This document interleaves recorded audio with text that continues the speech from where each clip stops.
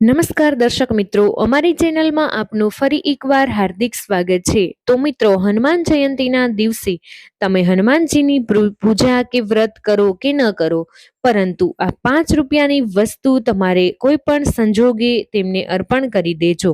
આ એક વસ્તુ અર્પણ કરી દેવાથી એવો ચમત્કાર થશે જેને શબ્દોમાં વ્યક્ત કરવો પણ મુશ્કેલ છે। તો મિત્રો, તમે ક્યારે વિચાર્યું છે કે માત્ર 5 રૂપિયાની જેવી નજીવી કિંમતની વસ્તુ જે આપણી કિસ્મત બદલી શકે છે? તમે સાચું સાંભળ્યું છે કે માત્ર 5 રૂપિયાની એક એવી ખાસ વસ્તુ છે જે હનુમાન જયંતીના દિવસે ભક્તિપૂર્વક હનુમાનજીને અર્પણ કરી દેવામાં આવે તો હનુમાનજીની એ ભક્ત ઉપર તેમની અસીમ કૃપા વરસાવે છે। તે ભક્તના જીવનની બધી જ મુશ્કેલીઓ પળમાં દૂર થવા લાગે છે। દુશ્મનોથી રક્ષા થાય છે, પૈસાની તંગી દૂર થાય છે, આરોગ્ય સુધરે છે અને જીવનમાં શાંતિ અને સમૃદ્ધિની પોતાની જગ્યાએ આવી જાય છે। તો મિત્રો, જ્યારે પ્રશ્ન થાય છે એ વસ્તુ છે કઈ, શું છે એ 5 રૂપિયાની એવી ચમત્કારી વસ્તુ જે હનુમાનજીને એટલી પ્રિય છે કે તેમને તરત જ પ્રસન્ન કરી નાખે છે? તમારા મનમાં પણ આ પ્રશ્ન આવશે કે આવા તો અનેક ફળ, ફૂલ, મીઠાઈ હોય છે ભગવાનને ચડાવવાની, પણ એ અલગ વાત છે। આજે જે વસ્તુ વિશે તમને જણાવવાના છીએ તેની પાછળ એટલું મોટું રહસ્ય છે કે જે લોકો ઘણા જાણતા નથી। આ ઉપાયનું રહસ્ય એ છે કે આ ઉપાય ખૂબ જ સરળ છે, પણ તેનું ફળ અનમોલ છે। મોટા મોટા સંતો પણ આ ઉપાય કરે છે। એટલું જ કહીશ કે નસીબ બદલવા માટે લાખો રૂપિયા નહીં, પણ સાચો વિશ્વાસ, ભક્તિ અને માત્ર 5 રૂપિયાની આ વસ્તુ કામ કરી જાય છે। ખાસ કરીને હનુમાન જયંતીના દિવસે તો એ ખાસ વસ્તુ અર્પણ કરવાનો મતલબ છે આપણી ભક્તિ સીધા હનુમાનજીના હૃદય સુધી પહોંચી જવી। મિત્રો, વિડીયોને અંત સુધી ધ્યાનથી સાંભળજો। વિડીયોમાં જણાવીશું એ વસ્તુ શું છે, કેમ કે વસ્તુ હનુમાનજીને એટલી પ્રિય છે। સૌથી મહત્વની વાત એ છે કે તે વિધિથી અને વસ્તુ હનુમાનજીને અર્પણ કરવી જોઈએ, જેથી તમને પણ જીવનમાં હનુમાનજીની કૃપા મળતી રહે। તો વિડીયોને અંત સુધી ધ્યાનથી સાંભળજો। ચેનલ પર પહેલી વાર આવ્યા હોય તો ચેનલને જરૂરથી સબસ્ક્રાઇબ કરી દેજો। કમેન્ટ બોક્સમાં જય બજરંગબલી જરૂરથી લખી દેજો।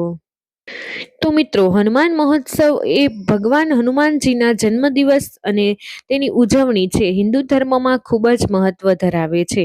તો આ તહેવાર ચૈત્ર માસની પૂર્ણિમાના દિવસે ઉજવાય છે। આ વખતે હનુમાન જયંતી 2 એપ્રિલ ગુરુવાર એટલે કે ચૈત્ર પૂર્ણિમાના દિવસે ઉજવવામાં આવશે। હનુમાનજી શ્રી રામના પરમ ભક્ત અને સાથી તરીકે પ્રખ્યાત છે। તેઓ પવનપુત્ર તરીકે ઓળખાય છે। તેમની અસાધારણ શક્તિ, બુદ્ધિ, નમ્રતા અને ભક્તિ માટે પૂજાય છે।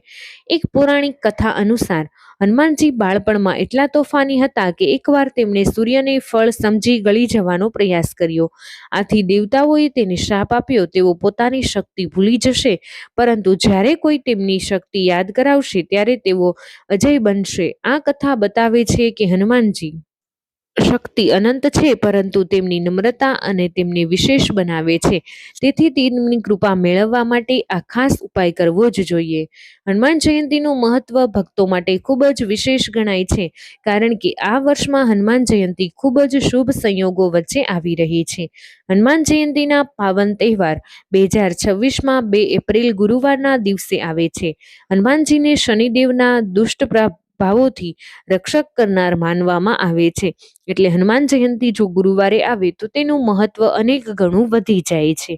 આ દિવસે હનુમાનજીની કૃપા મેળવવા માટે અત્યંત સરળ હોય છે, કારણ કે તે શુભ યોગો અને શનિદેવના આ દિવસે આવેલા હોવાના કારણે ભક્તોની પ્રાર્થનાઓનો ઝડપથી સ્વીકાર થાય છે અને બધી જ મનોકામના પૂર્ણ થાય છે।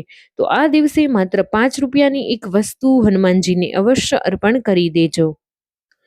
તો મિત્રો, હનુમાન જન્મોત્સવનો દિવસ હનુમાનજીના ભક્તો માટે અત્યંત વિશેષ અને પાવન દિવસ છે।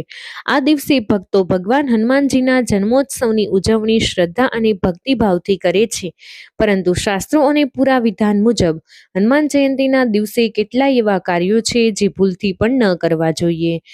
એ કાર્યો છે જેનાથી હનુમાનજી નારાજ થાય છે અને પૂજા આરાધનાનું ફળ ઓછું થઈ જાય છે। તો સૌ પ્રથમ ચાલો આપણે જાણીએ હનુમાન જયંતીના દિવસે કયા કાર્યો ન કરવા જોઈએ। તો સૌપ્રથમ મહત્વ છે હનુમાન જયંતીના દિવસે મોડે સુધી સૂતા રહેવું, આળસ કરવાનું પણ ટાળવું જોઈએ. વહેલી સવારે ઉઠી સ્નાન કરી શુદ્ધ કપડાં પહેરી ભગવાનના ધ્યાનમાં લાગી જવું શ્રેષ્ઠ ગણાય છે. જ્યારે હનુમાનજી પ્રસન્ન થાય ત્યારે જ કૃપા વરસે છે.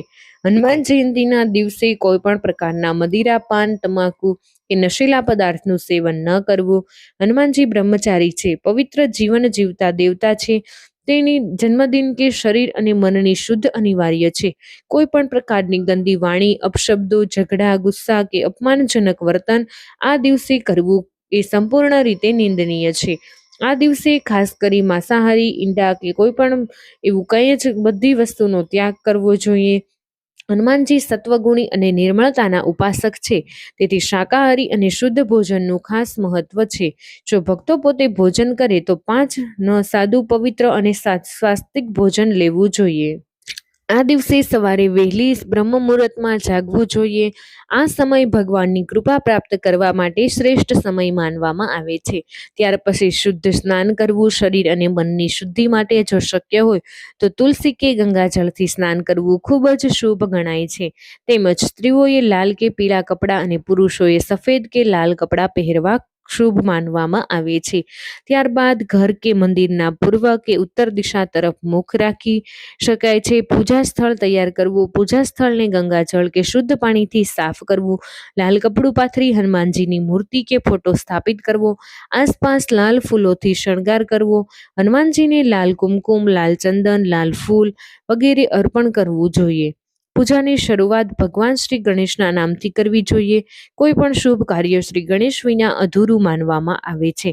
હનુમાનજીની પૂજા માટે દીવો તૈયાર કરવો, જેમાં ખાસ કરી તલનું તેલ કે ઘીનો ઉપયોગ કરવો જોઈએ. હનુમાનજીને લાલ આસન આપવું, તેમને લાલ ફૂલોથી શણગારવા જોઈએ. તો મિત્રો, આપણે પહેલા એ સમજવું જરૂરી છે કે હનુમાનજી કોણ છે. તાકાત, ભક્તિ અને નિષ્ઠાના સમૂહ સ્વરૂપ છે. હનુમાનજી તેઓ કોઈ ધન અથવા ભોગમાં રસ ધરાવતા નથી. તેમને તો માત્ર ભક્તિ અને પ્રેમ જ ગમશે.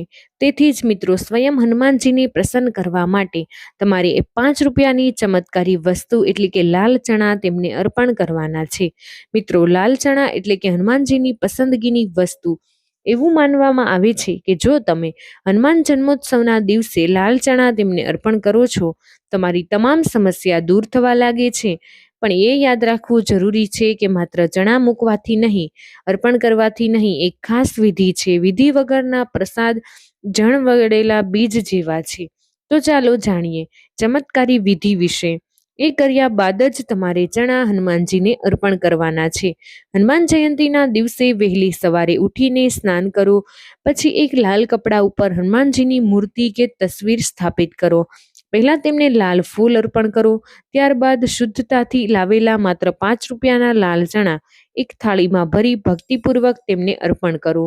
એ સમય એવો હોવો જોઈએ કે તમારી અંદર સંપૂર્ણ શ્રદ્ધા અને ભક્તિ હોય. અને પછી હનુમાન ચાલીસાનો પાઠ કરો અથવા ઓમ હનુમંતે નમઃ આ મંત્રનો જાપ કરો. અંતે તલના તેલનો કે ઘીનો દીવો કરી આરતી કરો. ખાસ કરી યાદ રાખો કે હનુમાન જન્મોત્સવ પછીના દિવસે લાલ ચણાને ગૌશાળા, ગરીબો કે બજરંગબલીના મંદિરમાં દાન કરશો તો તેનું ફળ અનેક ગણું મળશે. તો મિત્રો, આ લાલ ચણા અર્પણ કરવાથી તમારા અટકેલા કાર્યો પૂર્ણ થાય છે. હનુમાન જયંતિ એ શ્રદ્ધા, ભક્તિ અને અખંડ વિશ્વાસનો પાવન દિવસ છે. તો પૂરી શ્રદ્ધા સાથે આવી રીતે તમે ઉપાય કરશો તો તમારા બધા જ કાર્યો પૂર્ણ થશે. તો મિત્રો, વિડીયો પસંદ આવ્યો હોય તો વિડીયોને એક લાઈક કરી દેજો. તમારા બધા જ મિત્રો સાથે વિડીયોને શેર કરી અમારી ચેનલને સબસ્ક્રાઇબ કરવાનું ભૂલશો નહીં. કમેન્ટ બોક્સમાં જય શ્રી રામ અને જય બજરંગબલી જરૂરથી લખી દેજો.